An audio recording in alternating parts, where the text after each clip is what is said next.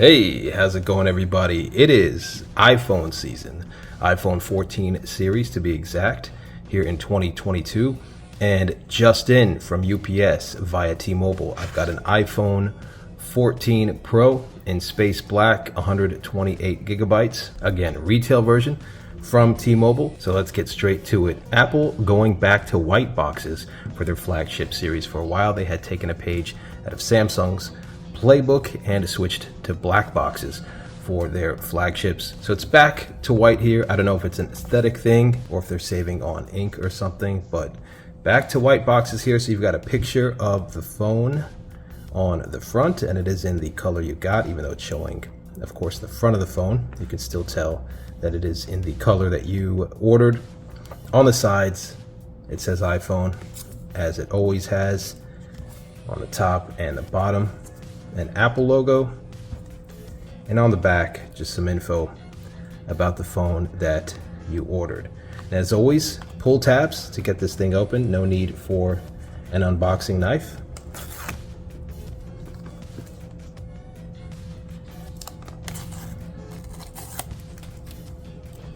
All right, so let's get this thing open here. iPhone 14 Pro, 2 new colors this year and 1 color taken away. And here you are, the space black. As soon as this was announced, I knew I'd missed the graphite, and I still do. Although I will say that from the back, there isn't a ton of difference.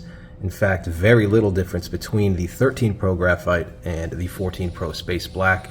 The biggest difference color-wise that you're going to see is going to be on the metal chassis on the sides, which I'll show you here, and around the camera lenses here, the camera housing a little bit darker as well. So here's how it looks, and we'll get right back to this iPhone in a second. The only other things you get in the box these days, as you know, you've got your Lightning to USB-C cable, and you've got a sticker, some info, and it'll tell you that you no longer need a physical SIM card. Activate your eSIM during iPhone setup. Of course, all of the major US carriers now have eSIM, so I don't know. I think like most people, I'm going to miss having a physical SIM. It just makes it a lot quicker and easier to switch between phones for someone like me that does that. But I think for a lot of people, it's going to be a non-issue after initial setup. Still, you could have eSIM capability and keep physical SIM in there as well. Apple did not choose to do that. However, let's get back to the phone though. You know, I've struggled between wanting to use the Max for my iPhone. Now, I carry 2 phones with me. I've always been more of a Galaxy guy. So even if my main phone is a Galaxy, I still want, you know, the best iPhone experience for me when I'm using an iPhone, just like I want the best Galaxy experience for me when I'm using that. And I've always, been a little bit torn between the 2 sizes, but I kind of like doing everything, sort of one-handed. So, I think I'll stick to the regular iPhone Pro size here. So one of the first things you'll notice, of course, is this larger camera lens. And if we compare it side by side with the 13 Pro here, you will see that the camera lens, camera housing is a little bit bigger. Probably not as massive a difference as it was between the 12 Pro and the 13 Pro, but still slightly larger there. Again, sort of a matte, more like a matte charcoal finish here. I don't know if I'd quite call it matte black. This color reminds me a ton of Samsung's recent Phantom Black on the S22 series. It is basically the same thing, the same shade of matte black on the back and the same black polished metal chassis on the sides. Again, I do prefer Apple's regular graphite, especially the more gray metal chassis on the sides, but this is really nice, and I think that there will definitely be some people who prefer this, despite it not even really being much of a big difference. Now, in my opinion, I think that they went with this space black and eliminated the graphite this year because the deep purple looked so much like graphite. If you pay attention to that deep purple in detail, you'll see that it is largely the graphite with just some hints of purple from different angles. So to differentiate between the two, they just made the graphite darker here and called it space black. That's my take anyway. The two colors would have just been too similar. Let us peel the front here. That off to the side. And of course, with the screen off, you're not going to see this new pill-shaped cutout that they're calling Dynamic Island. It's amazing, you know, these phones are becoming so alike no matter who's making them. I mean, you take Apple versus Samsung, for example, and you know, they're getting their displays from Samsung, and now the front kind of looks like, I don't know, the S10, just with the pill toward the middle instead of the side. So experience largely the same, in my opinion, between all of these phone manufacturers these days. Taking a look around the hardware, you've got your volume up and volume down buttons, the same place they've always been. You've got your switch here to set the phone to silent/vibrate on the top. Nothing there. On the bottom, of course, your lightning port. Let's hope we get USB-C next year. It's pretty amazing that I can charge my iPad Pro and my Galaxy with the same charger, but not the iPhone and the iPad Pro. Of course, your speaker grill. You're gonna have a mic down there as well. Let's see, on this side, of course, you've got your power button, and you can barely see it, but this is the 5G antenna underneath there. So let's boot this thing on and set up eSIM. Phone is turning on here, and I will be transferring my stuff over from my iPhone 13 Pro. Gonna miss this thing. I thought this was a very classy and elegant combination here. The dark cherry leather cover and the Sierra blue phone. And as we boot up here, you see that Dynamic Island. I guess that's what we have to call it. That's what Apple is calling it. You may call it a notch. I think conventionally this has been called just a pill cutout. To get started here, we'll choose our language, our region, and we'll set up Wi-Fi. So quick start did not start or boot up here. You know, iPhones can be just as quirky as any other phone. So since the quick setup did not start up, I am setting it up manually, and I will transfer my stuff directly from my iPhone. There we go. Now it has prompted me.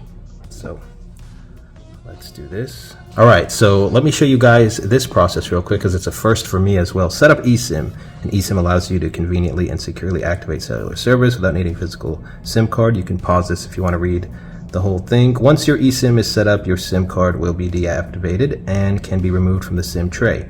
So I will do that. I will transfer my number from this SIM,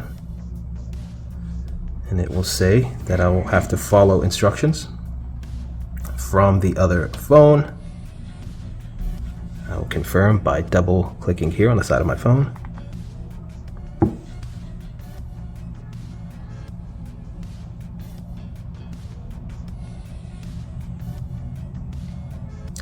Finish on new phone. It says activating on the bottom.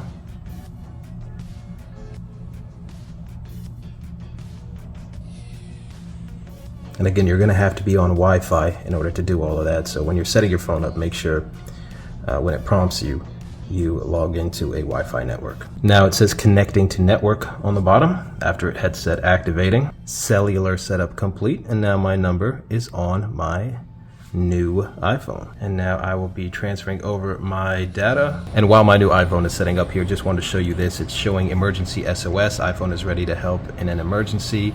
And on the bottom there, it mentions coming fall 2022, that emergency SOS via satellite that Apple talked about at the event. And when available in select countries, iPhone can try to text emergency services via satellite if it can't connect. However, it's worth noting that apparently this is going to be a subscription service. I don't know if it's the first year that's free or the first 2 years. You have to check that out, but it will eventually be a subscription service. And also worth mentioning, crash detection, which we have known from Pixel devices prior. If iPhone detects a severe car crash, it will automatically try to call emergency services. All right, guys, we are all set up here. Got my info transferred from my previous iPhone. I'm gonna swipe up. And we've got our apps downloading. We are on Wi-Fi. We've got our eSIM activated. as well. So we're pretty good to go here. Let's go into settings real quick. And off the bat here, it says important software update. An update is available to address an iMessage and FaceTime activation issue. So before I get into anything else, let me tap update now. All right, and finally, after quite a lengthy update process, we are back. Let's get back into the phone. Software update complete. And indeed, that was iOS 16.0.1. So apparently there was an activation issue going on today. So this update was pushed out, really rushed out, it seems. And again, we're back here and we will go into settings and let's go down into, let's see here. What should we look at? Let's look at this dynamic island, shall we? So going to clock and starting a timer. Let's just start the timer right now. And you see that dynamic island, that animation there. I mean, I don't know how much use it's going to be. It's cool to have. It's nice to make use of that pill cutout for the camera.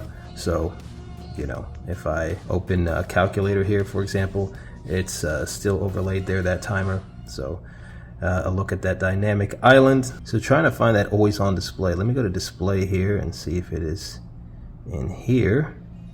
Always on is toggled on, so I presume that's what that is. So if I shut off the screen here, you see that always on display on by default. So that's pretty cool there. Definitely should customize that if you want with wallpaper, certain widgets, etc. I will go ahead and do that at another time, but just wanted to give you a quick look at those newest features that are more software related, iOS 16, but that come here with the iPhone 14 Pro. So this has been the unboxing and sort of setup and activation here of the iPhone 14 Pro in the all new space black color. Let me know what you think of this color. Let me know if you're getting an iPhone 14 or 14 Pro. If so, give me the details, the specs. What are you picking up? Which color, etc. And I will have more coverage of the iPhone 14 Pro, including at least one leather case unboxing and hands-on.